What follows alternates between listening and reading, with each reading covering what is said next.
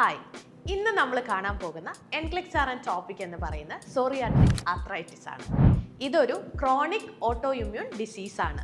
പേര് പോലെ തന്നെ ഈ ഒരു കണ്ടീഷൻ കൂടുതലായിട്ടും കണ്ടുവരുന്നത് സോറിയാസിസ് ഉള്ള പേഷ്യൻസിലാണ്. ഇതിൻ്റെ സൈൻസ് ആൻഡ് സിംറ്റംസ് നമുക്ക് ഏറ്റവും കൂടുതൽ കാണാൻ പറ്റുന്നത് നമ്മുടെ സ്കിന്നിലും അതുപോലെ തന്നെ ജോയിൻസിലുമാണ്. സോറിയാട്രിക് ആർത്രൈറ്റിസ് എന്ന് പറയുന്ന ഡിഫറെൻറ്റ് ടൈപ്സ് ഉണ്ട്. ഒന്നാമതായിട്ട് എസിമെട്രിക് ഒളിഗോ ആർത്രൈറ്റിസ്. എസിമെട്രിക് ആ ഒരു പേരിൽ നിന്ന് തന്നെ നമുക്ക് ക്ലിയർ ആണ്, ഇത് യൂണിലാറ്ററൽ ആയിട്ടായിരിക്കും വരിക. രണ്ട് സൈഡിലും നമുക്ക് കാണാൻ പറ്റത്തില്ല.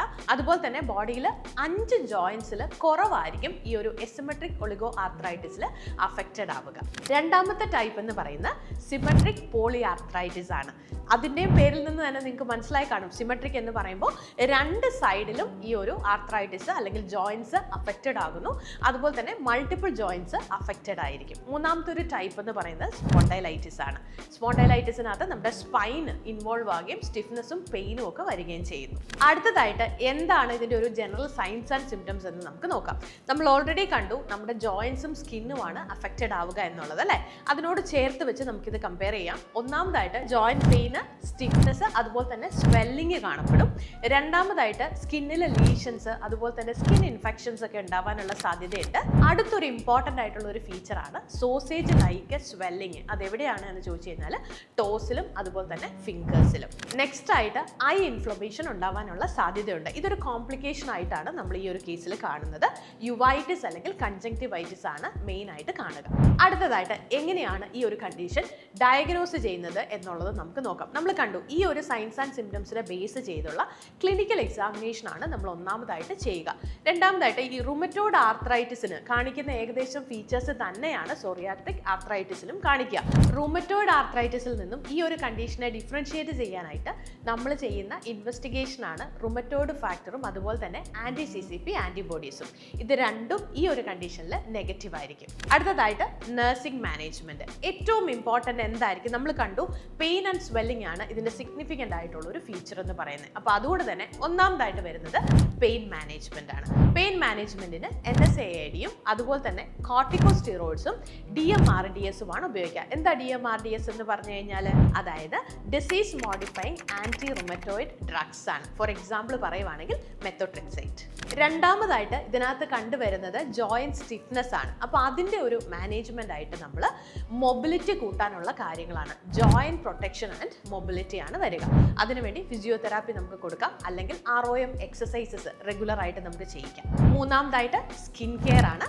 നാലാമതായിട്ട് മോണിറ്റർ ദ കോംപ്ലിക്കേഷൻസ്. നമ്മൾ ഓൾറെഡി കണ്ടു ഐ ഇൻഫ്ലമേഷൻ അല്ലെങ്കിൽ യുവൈറ്റിസ് പോലെയുള്ള കോംപ്ലിക്കേഷൻ്റെ കാര്യം പറഞ്ഞു. അതുകൂടാതെ കാർഡിയോവാസ്കുലർ കോംപ്ലിക്കേഷൻസ്, അതുപോലെ തന്നെ ജോയിന്റ് ഡിഫോമിറ്റീസ്, ഇങ്ങനെയുള്ള കാര്യങ്ങളൊക്കെ മോണിറ്റർ ചെയ്യുക എന്നതും ഇമ്പോർട്ടൻ്റ് ആണ്. അടുത്തതായിട്ട് ഏറ്റവും ഇമ്പോർട്ടൻ്റ് ആയിട്ട് നമ്മൾ എൻക്ലെക്സ് ആറിൽ പറയാറുള്ളതാണ് പേഷ്യൻ്റ് എഡ്യൂക്കേഷൻ. പേഷ്യൻ്റ് എഡ്യൂക്കേഷനിൽ നമ്മൾ ഇമ്പോർട്ടൻസ് കൊടുക്കേണ്ടത് റെഗുലർ ആയിട്ടുള്ള എക്സസൈസിനാണ്. കാരണം ഞാൻ പറഞ്ഞു സ്റ്റിഫ്നെസ്സും അതുപോലെ തന്നെ പെയിൻ ഒക്കെ ഉണ്ടാകുന്നതുകൊണ്ട് റെഗുലർ എക്സസൈസ് കമ്പൽസറി ആയിട്ട് പേഷ്യൻസിനെ മോട്ടിവേറ്റ് ചെയ്യേണ്ടത് ആവശ്യമാണ്. നെക്സ്റ്റ്, പെയിൻ കുറയ്ക്കാനായിട്ട് ഹോട്ട് അല്ലെങ്കിൽ കോൾഡ് കംപ്രസസ് നമുക്ക് ഉപയോഗിക്കാൻ പറ്റും. അതുപോലെ തന്നെ ഈ ഒരു ഡിസീസ് കണ്ടീഷൻ ഉണ്ടാക്കുന്ന അല്ലെങ്കിൽ ട്രിഗർ ചെയ്യുന്ന ട്രിഗറിങ് ഫാക്ടേഴ്സിനെ അവോയ്ഡ് ചെയ്യുക. ഫോർ എക്സാമ്പിൾ പറയുവാണെങ്കിൽ സ്കിൻ ഇൻഫെക്ഷൻസ്, അതുപോലെ തന്നെ സ്ട്രെസ് പോലെയുള്ള കാര്യങ്ങളൊക്കെ അവോയ്ഡ് ചെയ്യുക. അടുത്തതായിട്ട് ഇമ്പോർട്ടൻ്റ് ആയിട്ട് നമ്മൾ മോണിറ്റർ ചെയ്യുന്നത് നമ്മുടെ വിഷ്വൽ ചേഞ്ചസ് ആണ്. കോംപ്ലിക്കേഷൻസ് വരാനുള്ള സാധ്യത കൂടുതലാണ്. അപ്പോൾ അതുകൊണ്ട് തന്നെ monitor for the visual changes.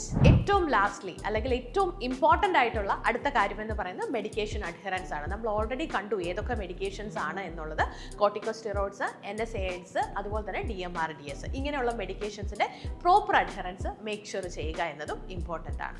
അപ്പോൾ സോറിയാട്രിക് ആർത്രൈറ്റിസ് ക്ലിയർ ആണെന്ന് വിചാരിക്കുന്നു. അടുത്തായിട്ട് നമുക്ക് എൻക്ലെക്സ് റിലേറ്റ് ചെയ്തിരിക്കുന്ന ഒരു ക്വസ്റ്റ്യൻ നോക്കാം.